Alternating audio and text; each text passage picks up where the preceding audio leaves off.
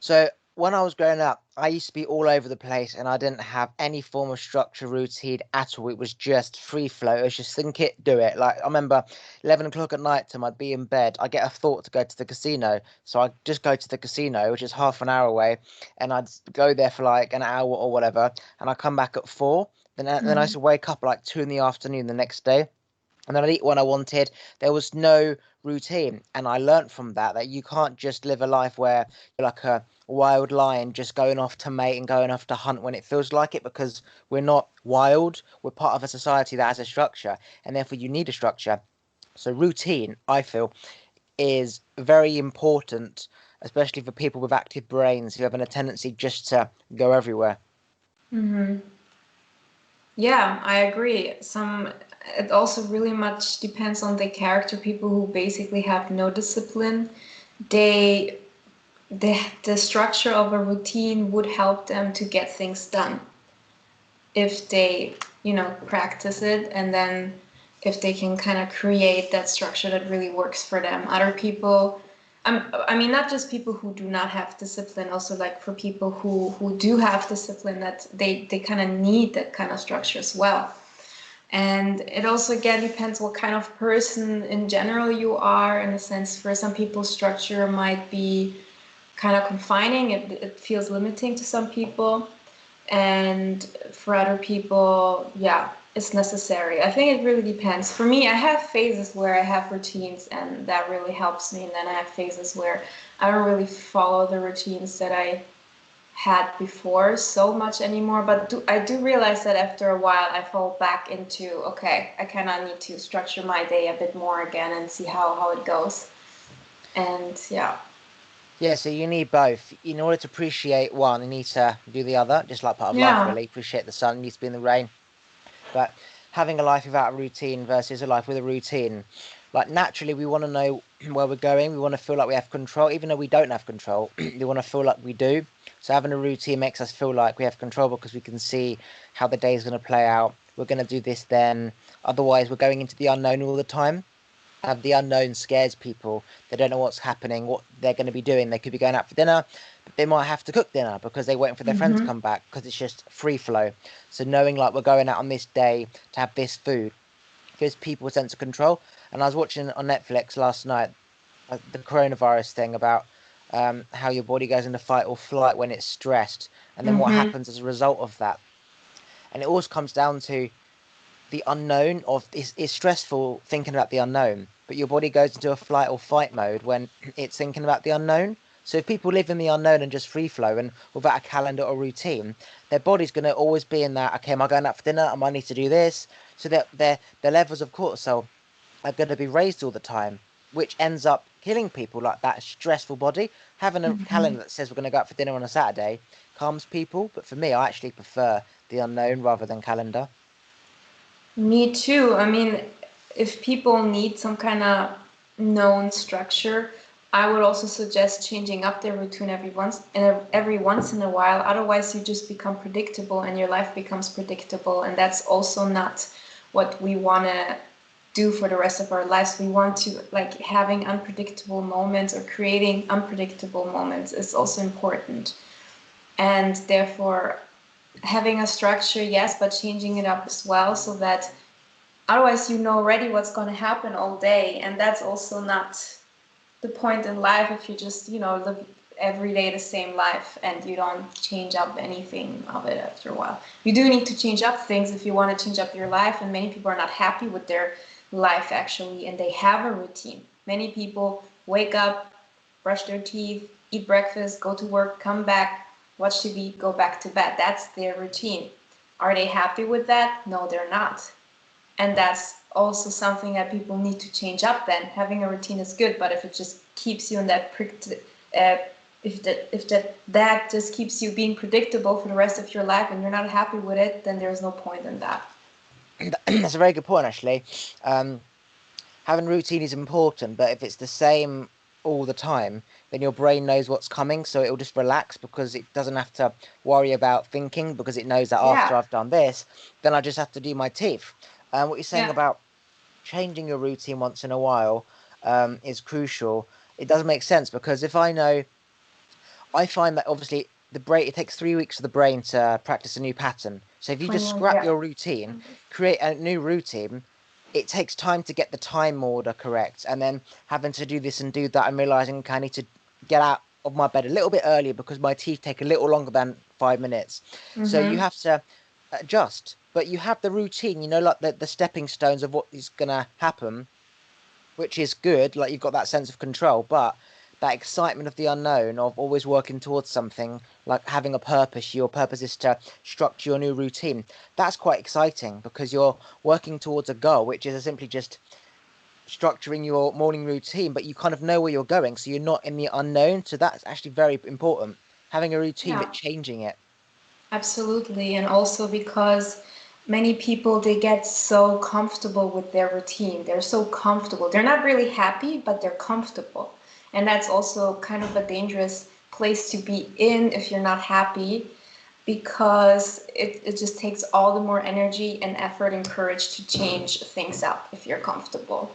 And if like because many people are comfortable in their routines even though they're miserable in a sense, but comfortably miserable, you know what I mean?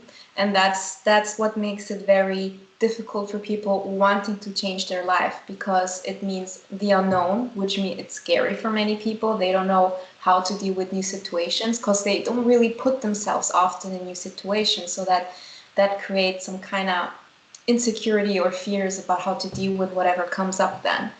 And I mean, it's just like also very simple things. If your way to work is always the same, and then you start to change it up and go a different way, like a small fear comes up with, oh my God, will I manage it in time, or will I, this and that. Just like these slight kind of fears, which kind of creates that insecurity within yourself, where you just say, okay, I'll just take this the same route because that's easier and more comfortable. And I mean, that goes to other bigger life changes where you say, I'm gonna stop, like quit my job and start a different job. It is scary as hell, but I'm gonna do it because I want to change up things in my life. But it's so scary for many people to do because it takes you out of that comfortable place you're in, the security. So the reason why we became pack animals is because we would be able to fight danger or see danger with more people around us than just by ourselves. So we're used to just kind of being comfortable, but also being aware. These days, we are so comfortable because there's police everywhere, there's food everywhere, there's people to mate with everywhere. So we don't really need to be on alert because they're the only things that we'd have to be on alert for. But at the same time, we still have this pressure of getting to work on time, having to pick the kids up from school. What if I can't pay my bills? It's a different Mm, type of stress. But yeah. that stress is going to last until, say, the kids move out, until you've paid off your 40-year mortgage, until you don't have a boss, which essentially is going to be 50 years of your life. So you're constantly in this stress and fear your whole life, but it's not a natural fear, which is, yeah, it's Social crazy. It's almost construct. like we've Hmm. tricked ourselves into believing that we have no fear, but yet we've got a new fear that we haven't got control over. And this routine about, I must go the same way because I know I'm going to be on time if I do. That's a sense of not wanting to feel fear. But in the animal kingdom, you're always going to feel fear. If you hear a hustling in the grass, it could be a lion Hmm. about to pounce. So we Hmm. are supposed to feel fear, but yet we don't want ourselves to feel fear by sticking to a routine because we're not used to that feeling of fear because we're used to things of all aligning up. So actually, it's actually really dangerous, but also necessary in a modern world. Yeah, in a way. And I think is because for people, feeling secure is more important than feeling happy for most people.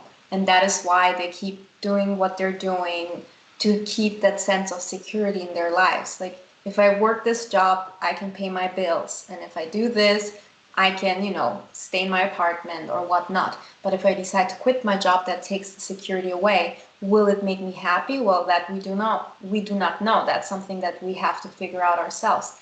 But because that security is so ingrained in us that we want to feel secure, which is, like very different than feeling fear, because fear, as you said, is scary for many people also. And that's why they would rather choose being secure and unhappy than, you know, challenging yourself and feeling fear because you do not know what's going to happen, and going out of that secure situation you're in. And again, for many people, that's very, very scary, which is understandable because you also see many people who start things and do not manage, and you also see other examples. So you see, there's always both. It's really much a matter of what your mindset also is in that case, how much you believe in yourself, and what is your real motivation in pushing yourself out of your comfort zone. I was And thinking, yeah. I was thinking yesterday, you walk into a casino, the house is against you, which means you're not going to win because they only exist because they've created a game that they know they're going to win. So you automatically lose. You walk in, you're going to lose. If you want to be part of a modern society, you go to Mm-hmm. school, you go to college, you go to uni, you live at home, you find love, the girl or boy comes round, the mum's around, and you haven't got your own space. So you think, okay, let's move out. You can't afford a house, so you rent. So Mm-hmm. then you both rent, and then you realise we're spending so much money paying the other guy's mortgage that we might as well get our own mortgage. So then you get a mortgage of somebody, which essentially came from just having some sleepovers at school, right, with your partner, your boyfriend or girlfriend. So now you have to work 40 years of your life, going to work 5 days a week just to pay this mortgage for 40 years. And then Mm-hmm. when you pay off your mortgage at 60 or whatever, you're too old to do anything, you're too overworked to go anywhere, you're weak, like your life's over. Um, so now you're 60 years old, you've got no mortgage. Now what? So if you want to be part of that system, you need money. So essentially, the And only reason why you need to work for money, cash, is to go through the system. But if, for example, you live in Italy, for example, and you've got ancestors with land, they owned like winery and farmland and just land that's just comes down. You can mm-hmm. grow your own crops. You can make a caravan, a shed, a wooden house, whatever. There's a house already there from your past ancestors. You've got like lots of different houses on that place, so you've got a place Mm-hmm. to live. You've got your log fire to heat your water and also for heating if it's cold, but because it's hot, you don't really Mm-hmm. need heating. You've got the Mm-hmm. food growing. Clothes are just clothes. I mean, you don't need to buy Gucci clothes. You just got a t-shirt and some flip-flops, right? If there's a hole Mm-hmm. in it, then you can go buy some. But Mm-hmm. if you want flip-flops, you then trade crops for someone else who's got flip-flops. So again, you don't need money for any of that. The only reason why you need money is if you want to go through the system created by somebody else with money. So it's like the roulette. You walk into the roulette, you know you're going to lose. If you want to be part of the money system, you've got to be part of the money system, and you're not going to win because it's created. So you depend on other people Mm-hmm. financially because you're never going to be able to afford that much money to buy a And house. don't exactly, and don't you think that that's a little odd? The system is created exactly in such a way to keep people in their little boxes and to let them worry all about how to survive and how to feel secure. And that, creates that creates a kind of sense of, for many people also, you don't really have a choice but, to stay in this society in order to live a comfortable life, basically. And but that's exactly why and how it is created, for people to just worry about paying their mortgage and worry about getting a job and worrying about these things that everybody worries about, more or less, to fit into this kind of society.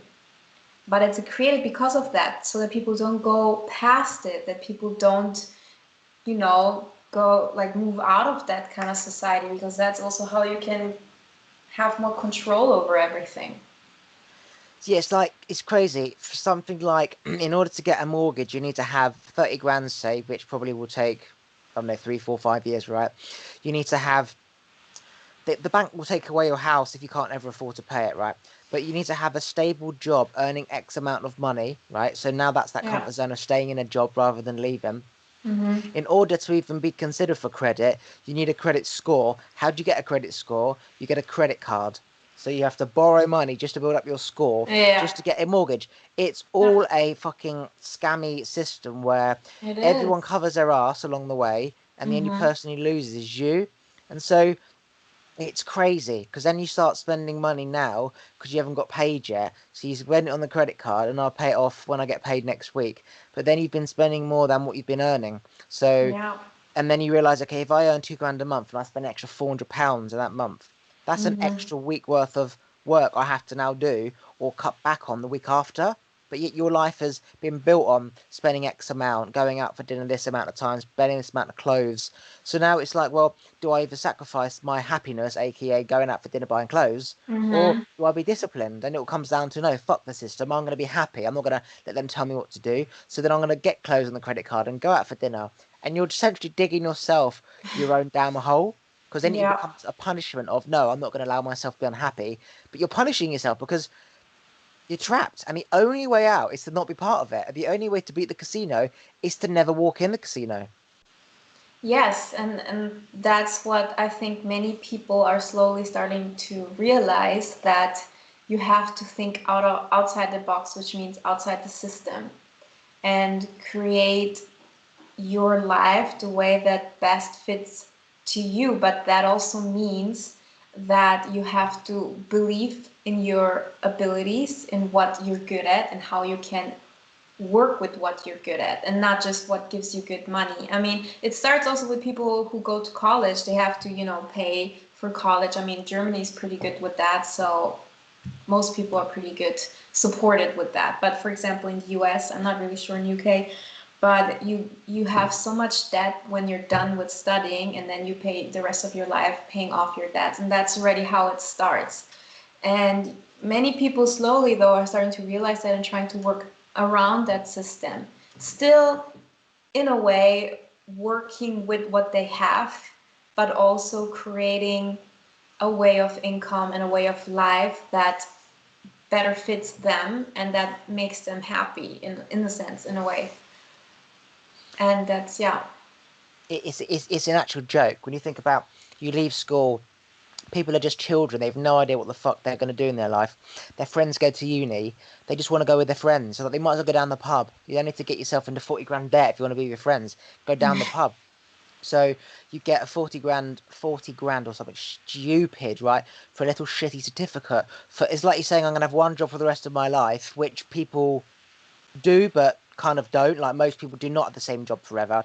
So this Yeah. certificate gets you this job in a specific category, as if like you can't ever change categories because this is your category in, say, sport, for example.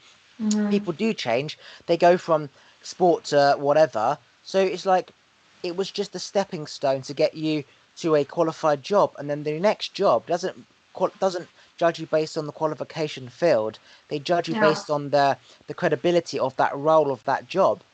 So what does that even say? You can work your way up from a waiter to management to head office to management in head office, which is the Yeah. same as going to business university, going Mm-hmm. straight to the head office of a company. You've spent 40 grand to get there, say Mm-hmm. 4 years. You could have spent 4 years working your way up and got the same result, but no Mm-hmm. fucking debt. It's a flipping joke. Yeah, it is. And again, many people are not even really aware of it. Like they don't really, I mean, again, many are starting to understand more and more that this is a system that is flawed, that they, I mean, you can see that if you really look at the system. But many people think it's okay and it's normal, and that's just how life is. But that is not how life has to be for many. And again, many are starting to moving out of that system. And it doesn't necessarily mean you do not have to get a certificate, or you can decide not to get a certificate and just start doing what you're good at.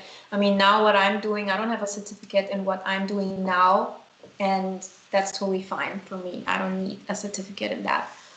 It's about what you can do, and it's about what really makes you passionate. And also the problem is many people have to start already at the age of 18 or 20 to decide what they want to do for the rest of their lives. I mean, that's also ridiculous, because you got to figure out what you want to do. And for many people, it's not obvious when they're 18 or younger or older. And around that age, many people are still figuring things out. And that, of course, doesn't make much sense then to just have to stick in one area because that's where you got your certificate. And yeah, it's sad in a way that people feel trapped in that sense. Like people don't know who they are. Majority of people never have enough time to work out who they are, what the fuck they Yeah. want in life. Is there death? Is there an afterlife? Is there a God? Because they're just following the college to uni to job, and then their our minds occupied on that job for 8 hours, and they come home. They don't be thinking about is there a God up there because they're tired, Yeah. like they got to cook Yeah. dinner, and then they got to go to bed because they've got to get up again. So it's like this. it's like you're trying to catch a train which you never quite catch. It's like, but and so you just jump in, and there's no time Yeah. to really analyze everything. And how can anyone at say 18 years old or whatever, which is so young, people are like 30 and they don't really know what they want in life, but 18, and Mhm. you have to like choose a university to go, and a topic like, oh, I don't know, I'll kick a ball around, I'll do a sport degree, and then you jump in, and before you know it, you've left, everyone around you's gone, and you're left with this qualification. You're 25. What the fuck do I do with my life? And it's like people, like, this thing about a gap year is a year. You need more than a year, yeah, to work out everything. And I can guarantee if everyone had more than a year, they wouldn't they wouldn't want to do anything. They wouldn't want to go to uni because they'd understand what we know, which is it's just this following this system. I call it a sheep following a sheep, because they're Yeah. all following another sheep who's eventually following a shepherd, and that Mhm. shepherd is government, the bank, but the sheep are just who we follow it. I don't know. To keep following, and then don't get near enough to the front to see why the hell are we following each other. And then you go to the front, and there's no shepherd. There's Mm. no shepherd. There's just another sheep, just Yeah. sort of lost, and they're and they're all following. It's like, where'd the shepherd go? He went home, went to bed.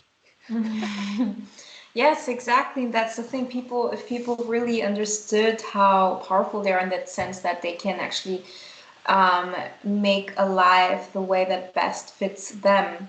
But the problem is also we're trying to like run after some ideal that we have in our mind. The same as, okay, when I have my degree, I'll know what I want to do. They have to agree. Oh no, they do not know what they want to do. Then the next step, okay, I'll just find a job and I'll figure out what I want to do then, or I'll start a job and maybe that's something I want to do. They didn't find a job. Are they happy with that? No. But then you start to kind of really get trapped in all these situations where like, okay, I have this job now and I have all these bills to pay, and that's, you know, like it's kind of hard to find out what I really want to do because I'm too busy doing that job and too busy paying the bills. And as you said, when you come home, you're tired to think about deeper things. It takes energy, and it's a lot of inner work also to really figure out what you want. It's a lot of work. It's not something you just meditate on for a day or two and that's like, okay, now I know. I mean, some people are blessed, they know already what they want, but the majority of people do not know what they want. It's just they never had the time since they were young to really figure it out. When we're young, we are put in a box by our parents or by society in a way. Okay, this person might be good at this, or my kid is, you know, has problems with that, so let's, you know, the kid might be doing something like this. I don't know, it's just all kinds of situations. And it just, I really think that if children were really understood and supported when they're young to really figure themselves out, slowly get to know themselves better without having to do like being too busy doing homework or things like that, then they would be able to get to know themselves better and figure slowly out what they might want to do. It starts from a young age where you really have to be supportive in that sense. Or, like most people, they burn out and then they start to question their life, or they start to question what else is there other than this 3D reality. Most people have to get to a point where they burn out and are depressed for a while to really start questioning the things in life that they're working for, apparently. Oh yeah, I do believe you have to reach the very bottom. Like, you want to die literally. That was the same for me. I wanted to die, and I almost had a car crash, and then I was like, I don't want to die, because I reached the bottom. Like, I reached Mm-hmm. the end of, kept saying I want to die, I want to die, and then I was free the minute I almost did. And I think people need that, not necessarily the death situation, but you need to get to the end of the road. You need to get to your breaking point, because that's when you really have to make a decision. Do I go left or right? If you are not quite there yet, and you can see there's a choice going forward, as in the path still goes there, and you've got Mm-hmm. left and right, you've got three decisions, you've got multiple choice, and that's not life. You need to make a decision now. So when you have to make a decision, and you the T junction, left goes Mm-hmm. the opposite, so all the sheep go right and you go left by yourself. You're never going to go back, because you're never going to meet them, because you're going left. So Yeah. sadly, you do have to get to like the point of depression and anxiety in order to really have it bad, that you either choose to live with it or don't. And that's why I think medication is very bad, because You're giving yourself an illusion that your Absolutely. problems aren't there. Mm. Temporarily, you could say, yeah, it's helping, but the reality is that it's never temporarily, it's forever because you don't know that you've got pain in your leg anymore because say you're on a steroid, so you never address the pain. And Whereas if you just take a steroid to heal the pain, then you're tricking yourself that life's normal. Whereas if you have a pain in your leg, you're gonna have to deal with it because this pain can't go on, and that's the breaking point. And like especially young people, everyone's got anxiety and depression. They go on medicine, and they're still on medicine like 10 years later. I couldn't even believe it. Like when I knew someone who was say 35, he was on anxiety pills for 10 years. I couldn't believe it because he was my mentor. He was my mhm. mentor, and I couldn't believe it. And it's like a doctor saying don't smoke when he smokes himself. He's smoking because of Yeah. his own issues, but the Mm. advice is correct. So don't be like a hypocrite. No, listen to his advice because you don't have to be practicing what you preach all the time to be listened. Yes, it helps if you want to be taken seriously, but knowledge is knowledge. Listen if it helps you. Forget whether I'm doing it or not. And people just jump into these medicines and they forget they even have a problem because it was just like 10 years ago at school when they're 18 they had all these issues. 10 years later, they might have a family, they might have a fucking house, whatever, and they forgot those problems existed. They still do exist. And so you come Mhm. off the meds and you're like, holy shit, all this energy comes back, and then you're like, fuck, medicine, medicine. Yeah, and that's the same trap with feeling comfortable. If you're comfortable with your life, not happy, but comfortable, you never get to that bottom point. And that's the same with medications. They numb you where you never get to that existential crisis point to really question everything and to really deal with your shadows, let's say, and all the crap that's inside that needs to be worked out. And that's the same trap. When people are too comfortable or when people are on medications, they don't get to the rock bottom that we often need to face in order to actually change. And that's also part of the system, keeping people comfortable, because as long as they're comfortable, they're not gonna rise up, or whatever you want to call it. They're not gonna be able to actually wake up. I see so many young people smoking weed, and it also doesn't help in terms of evolution, forgetting about profits and having a great time. But in terms of mental health for young people, you're making weed legal. You're basically allowing them to smoke and drink, which is what they do anyway to run from their problems, right? Yeah. But smoking cannabis, it seemed so much healthier than smoking normal cigarettes and drinking, and it's more acceptable, and you're so relaxed that you're literally tricking yourself into believing that I've got mental issues and physical issues. I don't know what the fuck I'm doing with my life. I have no idea. And then you start to think about it, you get the anxiety build up, and then you have a Mm-hmm. joint, and then you relax, and it goes away. So you're now going to have a generation of young people who are literally dumb sheep because most people are sheep anyway, but they do have slightly a brain. Like they say, let's go to this nightclub instead of this nightclub. But now they're going Mm-hmm. to be so chilled and dumb that they're like, let's just go with the flow. Let's just go wherever. So now they're not even using their brain at all, and their brain Mm-hmm. will weaken and die because you don't stimulate your brain, you get dementia, but rather than at 60, you'll get it at 30 because your brain's just so relaxed and dumb and doesn't do anything. You follow what someone else is doing, that you're not stimulating your brain. You play Mm-hmm. Xbox. A lot of people play Xbox, you know? So they're not really stimulating their brain in the same way. They're just stimulating their senses and getting angry. So then they have a join. Oh, yeah. Yeah, they don't really face their problems, they're just avoiding them. And that's the problem that many people also do, just, in general. They rather avoid conflict than actually dealing with them. And that avoiding it, goes back to feeling like that's more comfortable with me and that's easier. It's also like, what's easier? You know, smoking weed is easier than actually dealing with all that shit that comes up. And that is also something that we have to understand, that in order to move forward, sometimes you have to move through the obstacles that are there and not avoiding them. You have to go through them. I've got a question. So, movements, gay rights, Black Lives Matter, veganism, whatever, right? These are all movements and they're always aimed at government and policy and structure society, right? If Mm-hmm. you were a black person, you had 10 acres of land, middle of a mountain. You had streams, you had wildlife, you had cabin house, you had crops, vegetables, and you didn't know anyone around you. They could be black, white, Indian, Mexican, whatever, German, whatever, right? And you just living by yourself. Would that Black Lives Matter movement be relevant? Would it exist? Or would it simply not matter because, or would it just not exist? That's question number one to two questions. You mean for that person? If it doesn't Yeah, exist for so a that black person? person lives in a mountain by himself, Yeah. acres around, stream, water, has everything to survive. He has Mm-hmm. everything. He's got clothes, he's got crops, Yeah. he's got his Netflix, whatever. So if it would it matter for that person, you mean, right? Yeah, would a Black Lives Matter movement matter for a black person living in the middle of nature with everything he is ever going to need for the rest of his life? It really depends on the individual, I would say, and how much the individual identifies himself as being black. Because for me, like, So he doesn't know that he's black. He's just a human being. or, He's not seen everyone else. He doesn't know about Chinese, black, Indian, white. He's just a living thing who well, has then, everything he needs.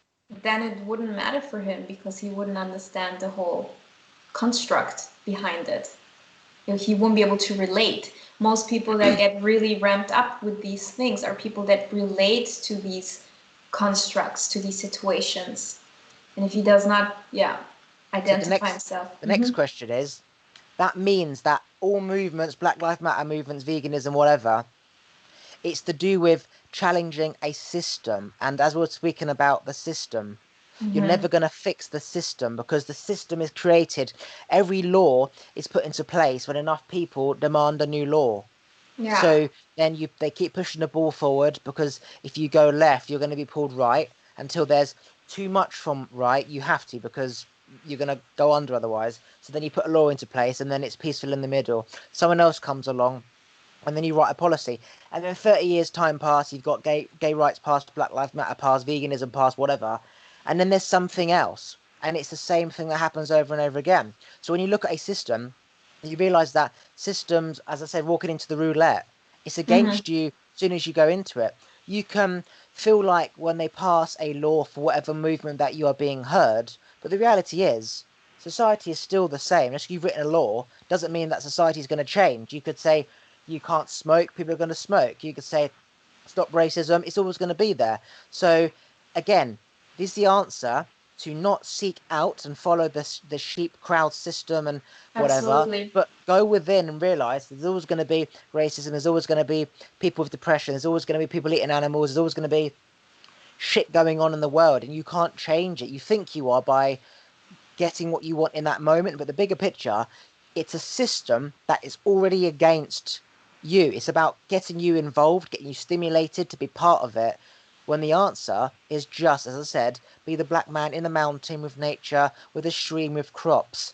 Be independent, like just no matter what country you come from, just as a human, create your own little bubble of the things that you need. And you can choose to go to a pub, choose to get a job with other people.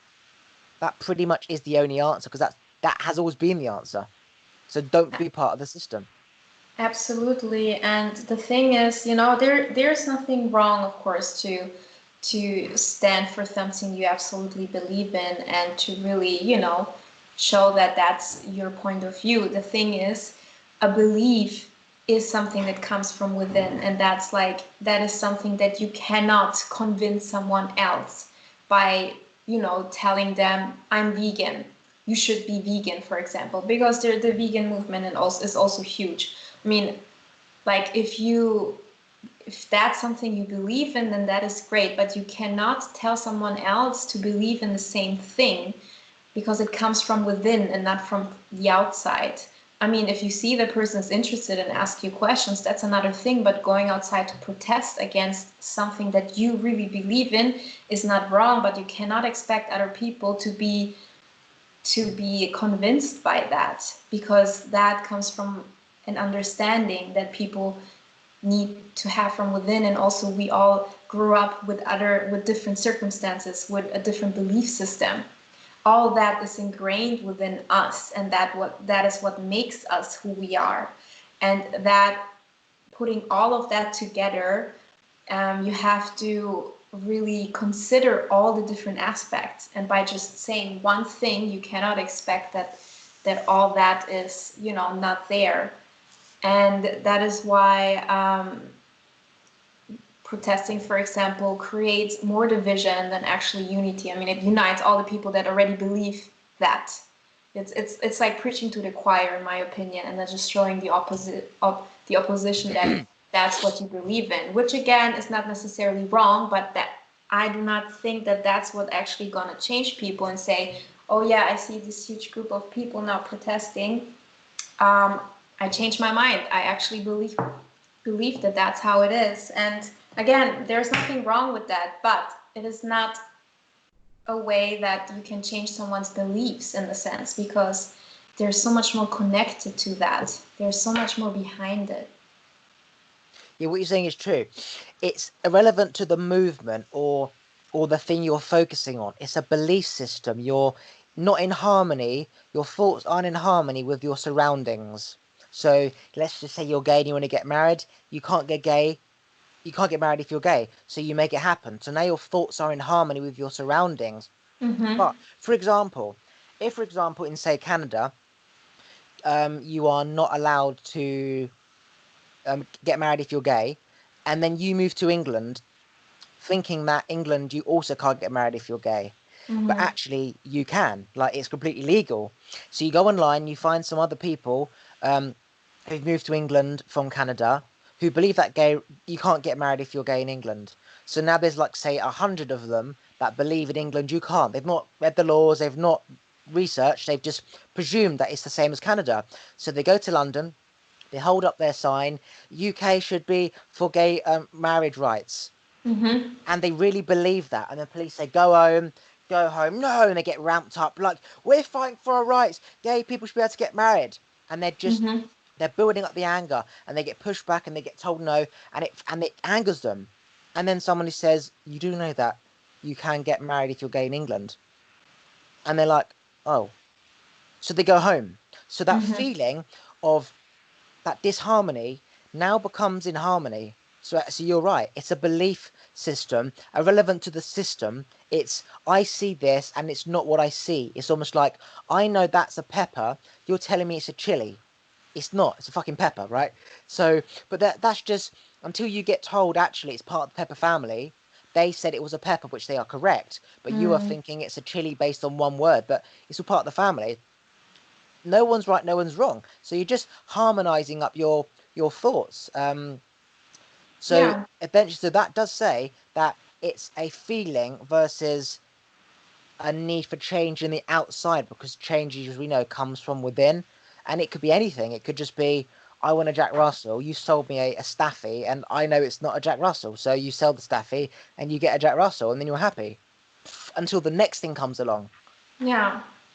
Exactly. And I mean, especially when it comes to belief systems, we all are programmed with certain belief system when we grow up, right? So many people, for example, who grew up believing that eating healthy is important, let's say that, or eating vegan. So they already have something that connects them with that feeling of that is good or that's important. Same with religions. If you grew up with a religion and you're just so ingrained in that belief system, I mean, of course, many people move out of that at some point, some more many, but growing up already creates that familiarity with that. And when you have that feeling, it's a very powerful feeling, feeling familiar with something.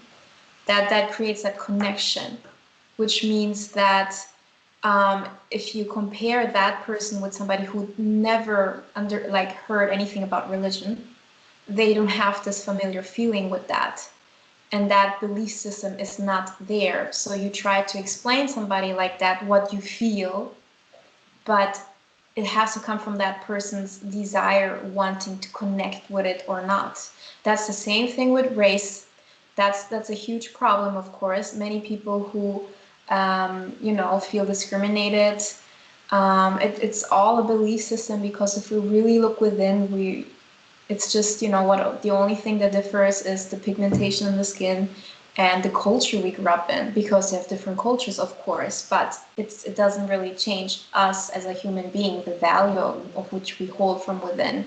But many people identify themselves with their culture, which, puts you yourself um, in a different box than other people that grew up in different cultures or grew up in different religions. And that's the whole system also that we create in a way, or the way how the system is built up in different systems, which you grow up in your belief system, what makes you feel good, meaning familiar with things, and the other person doesn't feel familiar with that at all. So that person doesn't hold the same belief system. Doesn't mean it cannot change, but it's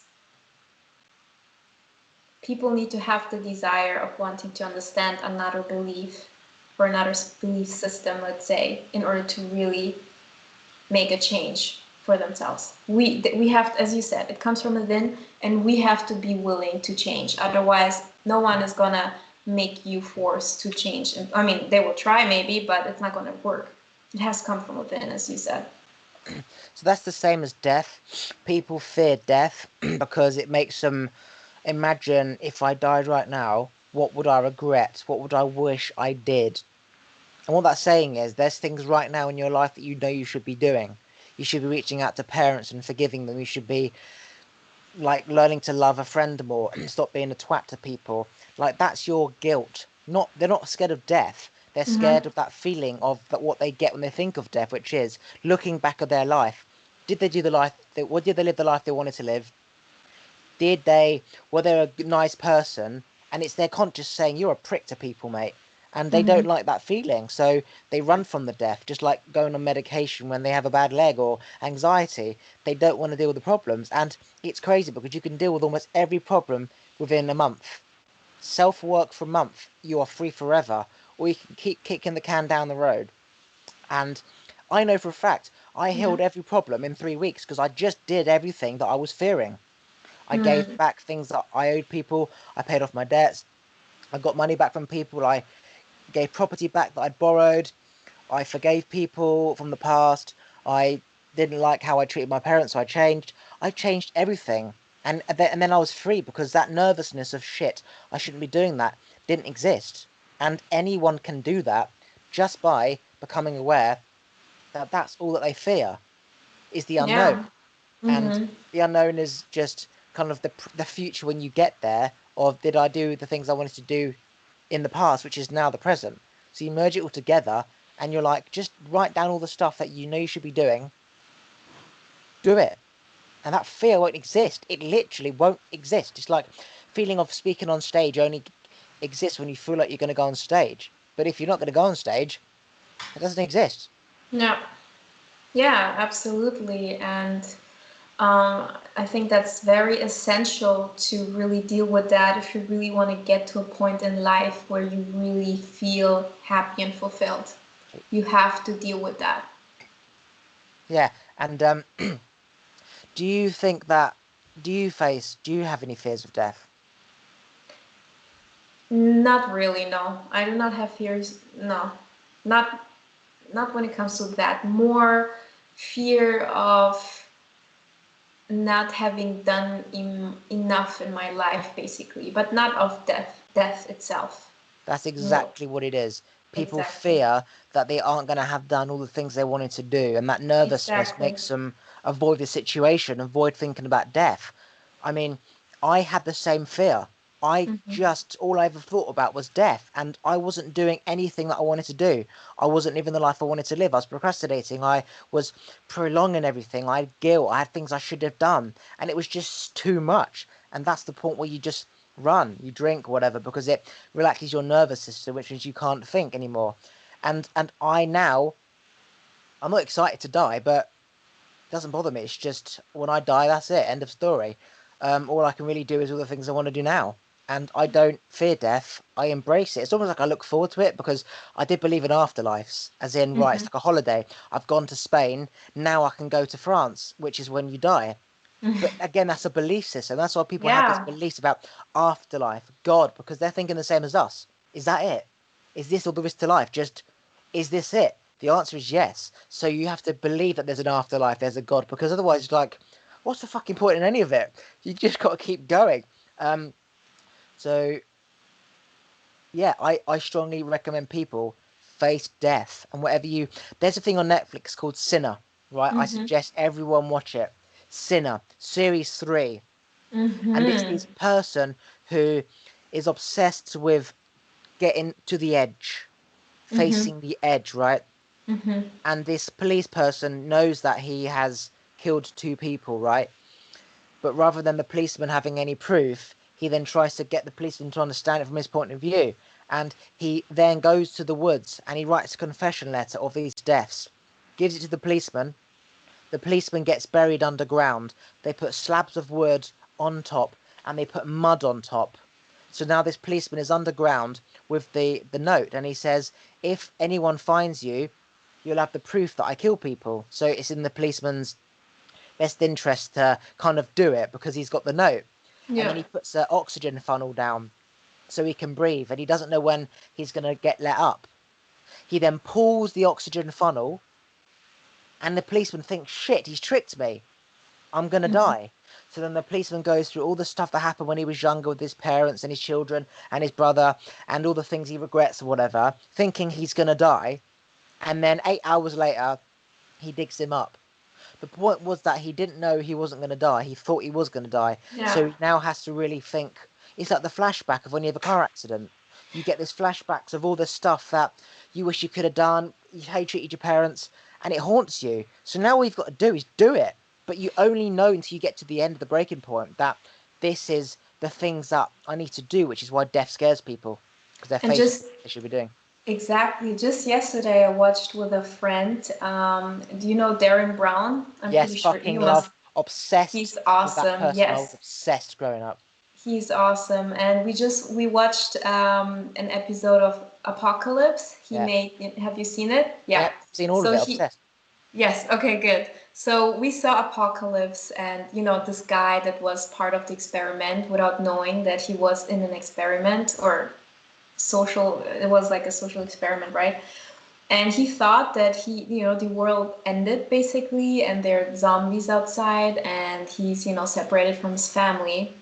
And, being for 2 days in this kind of environment where he really thought that the world has ended, or the world how it was before is not anymore, it changed him so much. It was just so amazing to see. And then when he woke up back in his bed, right, they put him back in bed, and when he saw his family, he felt so many different emotions that he said he didn't feel before.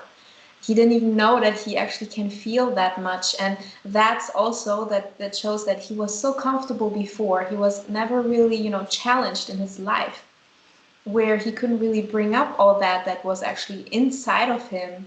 And that experience just totally changed him, the way how he sees life and the way how he, sees his family and friends. I mean, it's so amazing. It is sad though that people have to go to the extreme to actually really change. And in my opinion, that it's also connected to people always waiting for the right time. But time is a construct. Time, there will never be the right time. You make it to be the right time when you decide something that you want to do. It's never going to be like, yes, in a year I'll do that when I have more time, or when it's the right time, or when I'm ready. You'll never be really ready. You just have to dive in. You just have to start. And that will make it right time for you. Yeah, so one of the things that the program on the Sinner, he said, um, we are taking a journey for a destination that never happens. Like we're waiting for that moment. Like I'll do it then. When I have kids, I'll do it. When my parents die, I'll do it. When I've got back from work, I'll do it. You are on a journey Mm-hmm. waiting for a destination, like an endpoint. It doesn't end. It's like, when do you do it? And Yeah. the answer is there is no destination. The universe keeps spinning. Everything just keeps going. And so Mm-hmm. you just have to stop everything, do it now. Like, I'm not even kidding. You could do a whole life's worth of stuff just by becoming aware, stopping for 3 weeks and just doing everything. Because I did it myself. I was Yeah. so far into the future, so far in the past that I had no reason to do anything now because I was living my life in my head, in my future. Mm-hmm. So I didn't need to do anything now. Like I was on my Yeah. boats, had my yachts, had my house, had my family. I was in the afterlife. I was living on another planet. I was reincarnated as a cow, and then I woke up and I was just in my bed. Like there was just, and so I realized I can't live like this, and then I merged it all into one. So yeah, do it now. Like it's no other way to say it. Stop what Yeah. you're doing and do it now. Exactly. Yeah. Don't wait for the right time. Basically, just dive in if you really want to change. Basically, and that goes back to, some people are maybe not at the edge yet where they feel like things have to change, and for some people, again, they have to experience a burnout or something that really puts them at the edge. But it's not necessary if you're aware that you're not happy, and if you even though you're not at the edge yet, you can still do it now. Like, it's some people need that, but not everyone does. So don't wait for anything. Speaking about the edge, Darren Brown also did another thing called the push. Have you I've seen that? seen that. Yeah. Which is basically taking him to the edge, or if he was sitting on the side of that Amazing. building, and would he push that person off because he knows something about that person? Essentially, he gave them a meat sausage roll rather than a vegan, and it's like, how Yeah. can that result to pushing someone off a building? Fucking Right. incredible when you think about it, because that is It what is. happened. And he did a Mexican thing in America I've seen where that too. this person hated Mexicans, and then he took a bullet for a Mexican. I mean that is just that's so powerful because it says if It hypnosis is. is just a belief system, just by changing your belief system, you change your whole damn life. So if you hate black people, hate Mexicans, hate whatever, that's a belief system on a past thought from something that was relevant Exactly. then, Or a not relevant now. construct. Yes, exactly. And the thing is also, many people who are stuck in these belief system, like I hate Mexicans or whatever, black people or whatever, even white people, it's that they don't have a personal connection to these people, or they only have a bad experience. But you cannot base your whole belief on one experience or on a construct. And that person also, in what Darren Brown in the experiment they did with that guy who hated Mexicans, right, or immigrants in that sense, he helped. There were moments where he really where he looked into a Mexican's face, in his eyes, right, and that created a connection to that person where he actually saw him not as a Mexican but as a human being. And that was so amazing because that was one key point that really changed his belief system. And that was just so amazing because he started crying and he felt like, yeah, he looked past his concepts of who Mexicans are, right? He just saw the person. And I think if people were, to really create these connections with all different kinds of races, then they would see that these are people and not races in a sense, because that's just a made up thing by us, by the construct. Yeah, it's easier said than done, but it's Yeah. crazy how all problems can be solved when you just become aware that there isn't a problem, and that by you thinking there's a problem means that there must be a problem, because and then there's a problem, when really it's just be kind to yourself and kind to someone else, whether it's a tree, a person, an animal. That's all there is to life, to put it very simple, you know. Yeah, absolutely. And also, Darren Brown did an experiment with um, advertisement managers or something. I don't know if you saw it, but it's subliminal messaging. And that, like, he gave them subliminal messages, and then he told them to create something, which basically was exactly that what Darren Brown wanted them to create. But that just shows us how manipulated we in generally are by everything that's around us, which puts us already or gives us a belief system. So the question is also, comes the belief system really from within us, or is it a propaganda that doesn't really seem like a propaganda, but is it really a propaganda that has been shown in especially movies and TV in general? It's like we've been all influenced into believing a certain belief system, and that without really understanding it. because the way how, advertisers work is subliminal messaging. And that's crazy. And that is, I think, also very important that we always analyze, why is that my belief system? Why do I believe that? Does it really come from me, or have I been influenced into believing that? Is that really my conviction? Because some people are so into one belief system without fully understanding why they believe that. Like See, if you ask them, yeah, you'll find this very fascinating. When I was 21, I was enlightened. I had Tourette's. I was on medication from 12 to 21. Powerful schizophrenic medication, right? yeah, I came off it, and my Tourette's disappeared in 3 weeks because it was just stopping me from having the brain power to process information. So I thought about all the thoughts. I put all my thoughts into the present. I was obsessed with Darren Brown. I was watching every single one of his things, listening to it whilst I was sleeping. I was a person in control at that point of my mind for the first time, but because I was listening to him all through the night, he hypnotized me. I believed that I was going to win the lottery. Like, looking back now, I yeah, thought I was in control of I'm going to win the lottery, but I was watching the thing when he predicted the lottery that mm-hmm. I honestly started to buy hundreds of tickets of lottery tickets. I was telling everyone to buy lottery tickets. He hypnotized me on the basis that I was focused on him all day, every day. That Yeah, that became my thoughts. So someone like me who's got so much power over my mind can also be influenced by him. That means anybody can just by watching a absolutely. film, watching a teacher. Unless you counteract everything, you will eventually naturally start to follow. And I went to the roulette and I believed I could beat the roulette Mm-hmm. because he did.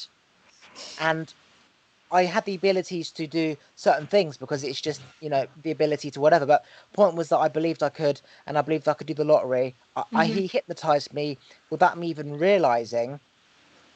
Uh, Yeah, yeah, that so that happens means to anyone everyone. can be hypnotized, And influenced, that no matter who you are. that happens 24/7 to people all the time. If they even watch a movie, it's also very simple things. Like, for example, you see a person in a movie drinking like coffee. For example, I see you drink something. I don't know what it is, so I think coffee. Now I feel like drinking coffee. Is that really the desire? You kind of created that desire basically, because if I wouldn't have seen that, I wouldn't have had the desire for it. Like it's all we are always influenced all the time by our surroundings, and that's what can be very dangerous if we're not aware of the influences that are around us. So that's what we have to and should be very selective with the information that we allow to come in, basically, or that we allow to listen to, what movies we watch, especially children. Children, it all goes into your subconscious, because your subconscious is actually, what kind of drives a lot that comes from within, not your conscious mind, but your subconscious. And so much is saved, basically, and that gets triggered in like very small things, like, for example, Disney movies are, in my opinion, a very bad propaganda in creating a kind of sense of ideal that children will strive for the rest of their lives. Disney movies, especially, of what ideal love should be, for example. And also like creating, for the Lion King, for example, where the parent dies, it's traumatic for a 6-year old to watch that. But that will trigger something within the 6-year old, and it will stay in your subconscious mind. Same with many other things. People know how to trigger you, and people know how to, especially advertisers, or even in movies, all the Coke advertisement or McDonald's, what you see in movies, that's all subliminal messages to create a desire for you to want it.